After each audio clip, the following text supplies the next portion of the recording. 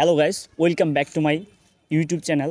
And এটা হচ্ছে আমার চ্যানেলের সেকেন্ড ভিডিও। আর এই ভিডিওতে যাচ্ছে হচ্ছে আমরা এই বেরিবাদে একটা রিসর্ট আছে, ওই রিসর্টে আমরা ঘুরতে যাব। তো সেখানে নাকি অনেক উন্নত, মানে জায়গাটা সুন্দর, একদম চকের মাঝখানে একটা রিসর্ট আর কি। তো মানিকগঞ্জ থেকে অনেক মানুষই যাচ্ছে, আগেও গেছে কয়েকবার।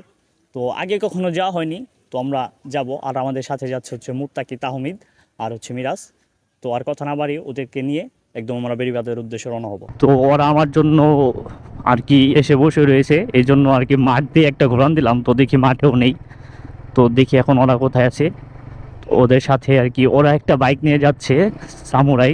ওরা আমার জন্য আর কি রাস্তায় ওয়েট করছে, আমাকে অনেক আগে কল দিয়েছে যে তাড়াতাড়ি বের হও আর কি, একটু ঘুরে আসি। পরে আর কি বের হলাম, ওরা বের হয়ে গেছে অলরেডি। তো দেখি ওরা কোথায় দাঁড়িয়েছে, এই তো তাহমিদকে দেখা যাচ্ছে। তো ভাই, কোথায় যেন যাচ্ছি আমরা আমরা যেন কোথায় যাচ্ছি? বেরিবাদ। এই মিরাজ ভাই, এই কি এলো, কি এলো, কি এলো? তো ভাই একটু কেনাকাটা করছে, এই ডে অ্যাডাল্ট জিনিস এগুলো না দেখালেই হয়। আর মুত্তাকির জন্য আমরা একটু ওয়েট করি। ও আমরা যখনই বের হই ওর সব সময় লেট হবে।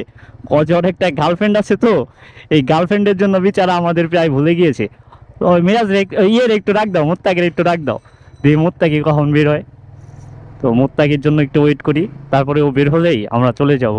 A few moments later. Guys, চলতে চলতে অবস্থায় একটু ব্রেক নিয়ে আবারও রওনা হলাম। এখন এই সামনে বালিটেক একটা ব্রিজ পড়বে, বালিটেক ব্রিজে একটু ব্রেক নিব, ব্রেক নিয়ে আবার যাব হচ্ছে বেরিবাদের উদ্দেশ্যে। তাও মনে হচ্ছে বালিটেক ব্রিজ থেকে বেরিবাদ আরো 10 কি 15 কিলোর মতো দূর হবে। তো আমি যতদূর শুনছি মোটামুটি সেই রিসর্টটা ভালোই সুন্দর। তো কখন আগে যাওয়া হয়নি, এই ফার্স্ট টাইম ব্লগিং এর জন্য যাওয়া হচ্ছে। আর যে বালিটেক ব্রিজটার কথা বললাম, ওই ব্রিজটাতে অনেক আর কি অ্যাক্সিডেন্ট হয় মানুষ, মানে ব্রিজটা একটু বড়, তো এস শেপের একটা ব্রিজ। তো ছেলেরা এমন ভাবে ওইটাতে বাইক চালায়, বাইক চালাতে চালাতে ওদের অবস্থা, মানে নিজেরা কেমন ভাবে চালায়, ওদের একদম কন্ট্রোলিং হারিয়ে ফেলে। তো ওই ব্রিজটাতে একটু দাঁড়াবো, মানে ওখানে দাঁড়িয়ে থাকাও একটা রিস্কের কাজ, যে কখন কে ওখান থেকে এসে মেরে দেবে, তারপরেই তো মনে করেন বুঝেন কি একটা অবস্থা। যাই হোক, বালিটেক ব্রিজটাও সুন্দর যতদূর দেখছি। আমি আগে কয়েকবার বালিটেক ব্রিজে আসছিলাম, আমিও এখানে টানাটানি করছি। মানে এই ব্রিজে মোটামুটি মানুষ মাওয়া 300 ফিটের মতো এই ছাত্রী পুরা মানে এসে কি করে, টানাটানি করে। তো যাই হোক, ব্রিজ একটু দাঁড়িয়ে আপনাদের দেখাবো ব্রিজটার অবস্থা কি। আর যদি সম্ভব হয় ব্রিজ থেকে একটা সিনেমাটিক শট আপনাদের দেখাবো। আর এই ব্রিজটার যে শেপটা, এই শেপটা আমি যতদূর শুনছি যে চায়না থেকে নাকি কারিগর এনে ওরা আর কি ব্রিজের শেপটা তৈরি করছে। তো মানিকগঞ্জের মধ্যে এই ব্রিজটা মোটামুটি একটা, মানে ভালোই একটা মানুষ ঘুরতে মুড়তে আসে শুক্রবারে, তারপর ঈদের দিন এত পোলাপান এখানে ছাত্রী পোলাপান এসে ভরে যায়।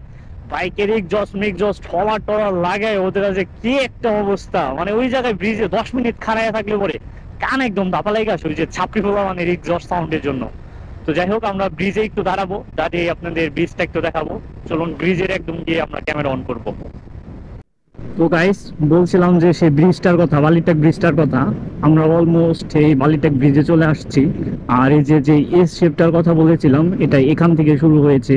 তো আপনারা হয়তো ক্যামেরাতে দেখতেই পাচ্ছেন। আর এই যে এখান থেকেই হচ্ছে ব্রিজটা শুরু। এখানে মনে করেন দেখলে পরে কিছু ছাত্রী পোলাপানের দেখা মিলে। আর এই ব্রিজটাই হচ্ছে সেই বালিটেক ব্রিজটা। তো এই ব্রিজটায় আমরা একটু এখন ব্রেক দিব, একটু ব্রেক করি। ব্রিজটা আপনাদের দেখাতে চেয়েছিলাম, তো একটু থামি ব্রিজে থামলাম, একটা ক্লিপ নেই। অ্যান্ড এটাই হচ্ছে সেই বালিটেক ব্রিজটা। আর এখানের রেলিংটাও তেমন বড় না, নিচে একদম পানি। আর অলরেডি চলে এসেছে মুত্তাকি আর হচ্ছে তাহমিদ। তো ভাই, আপনি কি করতেছেন ভাই? ভাই কি করতেছেন ভাই? কি করতেছেন ভাই? আমি ফুটেজ নেওয়ার ট্রাই করতেছেন। ব্রিজটা কিন্তু আসলে সুন্দর অনেক, তাই না? আমরা বালিটেক ব্রিজ থেকে অনেকক্ষণ রাইড করার পরে চলে আসলাম প্রায় ঢাকা জেলা। এই যে এখান থেকে আবার ঢাকা জেলা শুরু হয়েছে। এখন আমার বাইকের পিছনে যেটা আছে এটা হচ্ছে মানিকগঞ্জ জেলা, আর আমি এখন ঢাকা জেলার মধ্যে আছি। তো যে আমরা যেখানে যাচ্ছি বেরিবাদ, সেটা আসলে ঢাকা জেলার মধ্যে পড়েছে। তো এটা হচ্ছে বেড়িবাঁধ বাজার মেবি, এখানে আমি আগে একবার আসছিলাম। আর এর থেকে আর একটু সামনে হচ্ছে আপনার বেড়িবাঁধ, যে এই নামটার নামকরণ হয়েছে আসলে বেশি বড় একটা বাঁধের জন্য না, ছোট্ট একটা বাঁধের জন্য এই বেড়িবাঁধ নামটা হয়েছে। তো মানুষ এই জায়গার থেকে নামটা দেওয়ার পরে আস্তে আস্তে মানুষে কি বলে আর কি বেড়িবাঁধই নাম হয়ে গেছে। বাট আমি আপনাকে যে বাঁধটার জন্য এই নামটা হয়েছে সেটাও দেখাবো। তো বাঁধটা খুব বেশি একটা বড় না, আর ওই যে বাঁধটার কারণে এখানে আর কি মানুষগুলো আসে, আর তার জন্য এই জায়গায় রিসর্ট হয়েছিল। এই জন্য আর কি রিসর্ট বলতে একটা রেস্টুরেন্টের মতোই, বাট যে ভিতরে অনেকটা সুন্দর একটা প্লেস আর কি। এই বাজারটা ক্রস করলেই আমরা চলে আসব সেই রিসর্টে। তো চলুন একদম রিসর্টের সামনে গিয়ে আমরা একদম ক্যামেরা অন করছি। তো গাইস, এতক্ষণ আপনাদেরকে যে বাঁধের কথাটা বলছিলাম এটাই হচ্ছে সেই বাঁধ। এই এতটুক বাঁধের কারণেই এখানে একটা নাম হয়ে গিয়েছে বেড়িবাঁধ, এলাকার নাম ওই বাঁধটার কারণে হয়ে গিয়েছে। তো আমি আপনাদের বাঁধটা একটু দেখাচ্ছি সামনে গিয়ে। এটাই হচ্ছে বাঁধ, আর এখান দিয়ে একটু পানি চলাচল করার জন্য এটা একটা বাঁধ হয়ে গিয়েছে, আর এটা হচ্ছে সেই রিসর্টটা। তো গাইস, আমরা যে রিসর্টটা আসার জন্য বের হয়েছিলাম, আমার পিছনে সেই রিসর্টটা দেখতে পাচ্ছেন। তো একটু পরে আমরা রিসর্টের ভিতরে ঢুকে দেখবো যে ভিতরের পরিবেশ কেমন, এবং খাবার দাবার ট্রাই করে দেখবো যে খাবার দাবারের মান কেমন। তো আমাদের এলাকা থেকে অনেকে আসে এখানে, তো আগে কখনো আসা হয়নি, আজকেই ফার্স্ট আসলাম। তো চলো ভিতরে গিয়ে দেখি কি অবস্থা ভিতরে। তো বন্ধুরা, আমি আছি এখন এই রিসর্টের গেটের সামনে, আর ওই পাশে আমার বাইকটা পার্কিং করে রেখেছি, আর এটাই হচ্ছে রিসর্টের মেইন গেটটা। তো বন্ধুরা, এই রিসর্টে ঢোকার জন্য হচ্ছে টিকিট নিয়ে ঢুকতে হয়, আর এই টিকিটের মূল্য হচ্ছে 30 টাকা। তাহলে চলুন টিকিট নিয়ে আসি। সো গাইস, আমাদের টিকিট নেওয়া হয়ে গিয়েছে, আর আমরা 4 জন বন্ধু আসছিলাম, এই 4টা টিকিট। তো ভিতরের পরিবেশটা কেমন এখনো দেখা হয়নি, কখনো আসা হয়নি। তো আর কথা না বাড়িয়ে আমরা ভিতরে ঢুকে দেখি। আসো, ভিতরে আসো। সো গাইস, আমরা গেটের ভিতরে ঢুকে গিয়েছি, আর এটা হচ্ছে মেন গেট। এইখান দিয়ে একদম রিসর্টের ভিতরে যায়। তাহলে আসো রিসর্টের ভিতরে গিয়ে দেখি কি একটা অবস্থা। সামনে আবার বিয়ের শুট হচ্ছে। তো আপনারা রিসর্টে ঢোকার সময় এরকম একটা গেট দেখতে পাবেন, আর গেটের শুরুতেই আছে হচ্ছে একটা সুইমিং পুলের মতো বানিয়ে রেখেছে, হয়তো বা রাত্রেবেলা এটার ঝর্ণা ছাড়লে পানি আসে। তো এটাই হচ্ছে সেই সুইমিং পুলটা, এই হচ্ছে সেই সুইমিং পুল। আর এটা হচ্ছে ফ্রন্ট ভিউ, এই যে এখানে পানি ছেড়ে দিয়েছে, আমরা আস্তে আস্তে পানিটা ছেড়ে দিয়েছে। আর এটা হচ্ছে ফুল রিসর্টের ফ্রন্ট ভিউটা একটু দেখাও।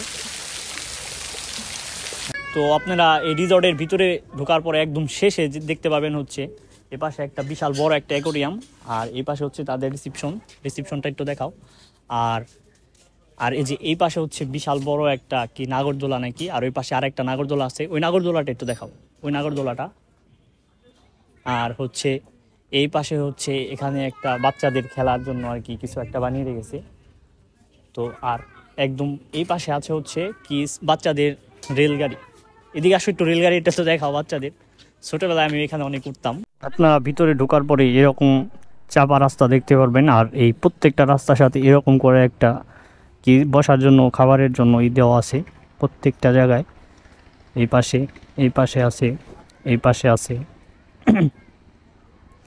এবং এই পাশে আছে। তো এক কথায় বলা চলে রিসর্টটা মোটামুটি ভালোই সুন্দর, আর এদিকে একদম প্রাকৃতিক ন্যাচারাল যে গাছপালা দিয়ে তারা সাজিয়ে রেখেছে, এগুলো মনোরম দেখার মতো। তো আমরা এখন আছি একদম এই রিসর্টের ভিতরে, আর এটাই হচ্ছে রিসর্টের একদম শেষ প্রান্ত। আর এই পাশে আছে হচ্ছে একদম বিশাল বড় একটা চক। এই চকটা একটু দেখাও। এখানে এটাই হচ্ছে একদম পুরোটা হচ্ছে এইটার চক। এখন এখানে যদি বর্ষার পানি থাকে চারপাশে পানি থাকবে, তো তখন সে মানুষ আরো বেশি মজা পাবে বা সুন্দর লাগবে। আর ওইদিকে আছে হচ্ছে পুরো একদম রিসর্টটা একদম ওই পাশে, ফুল রিসর্টটা হচ্ছে ওই পাশে। সো গাইস, এই ছিল হচ্ছে সুগন্ধা পার্ক অ্যান্ড কফি হাউসের মোস্ট ভিউ, আর এটাই হচ্ছে বের হওয়ার লাস্ট গেট। তো আমরা এখন থেকে বের হয়ে যাব, আর অবশ্যই আপনারা এখান থেকে এসে ঘুরে যাবেন। আর তার থেকে বড় কথা হচ্ছে আমার চ্যানেলটা সাবস্ক্রাইব করে দিবেন, লাইক শেয়ার যা লাগে এভরিথিং যা লাগে সব কিছু করে দেন। আজকের মতো এই পর্যন্তই, টাটা, বেস্ট অফ লাক, আল্লাহ হাফেজ।